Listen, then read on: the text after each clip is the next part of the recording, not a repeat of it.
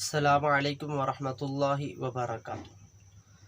دوستو، قرآن اور حدیث دو بنیادی کتابیں ہیں، دونوں وحی ہیں، منزل من اللہ ہیں، اللہ تعالیٰ کی طرف سے نازل کردہ ہیں۔ اگر آپ تحقیق کرنا چاہتے ہیں کہ کون سا فرقہ قرآن اور حدیث کے مطابق ہے، کون سا گروہ قرآن اور حدیث کے زیادہ نزدیک ہے، قرآن اور حدیث پر عمل کر رہا ہے، تو آپ پھر ایک سوال دیوبندی علماء سے کریں، ایک بریلوی علماء سے، ایک اہل حدیث علماء سے، اور ساتھ ساتھ کتب کا بھی مطالعہ کریں۔ اگر آپ کتب کا مطالعہ نہ بھی کریں تو آپ سوال کرنے سے فرقہ واریت کی زد سے نکل سکتے ہیں۔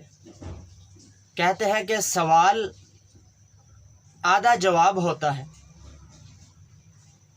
جو سوال کو سمجھ لے کہ اس نے جواب دے دیا، جواب اس کو آ گیا۔ فَاسْأَلُوا أَهْلَ الذِّكْرِ إِن كُنتُمْ لَا تَعْلَمُونَ۔ آپ تو نہیں جانتے، تو جو جانتے ہیں آپ ان سے سوال کریں۔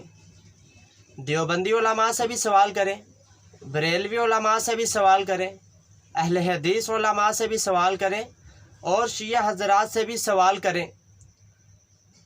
آپ کو جو فرقہ قرآن و حدیث پر عمل کرنے والا لگے، قرآن و حدیث کے زیادہ نزدیک معلوم ہو، آپ اس فرقے کو اختیار کر لیں۔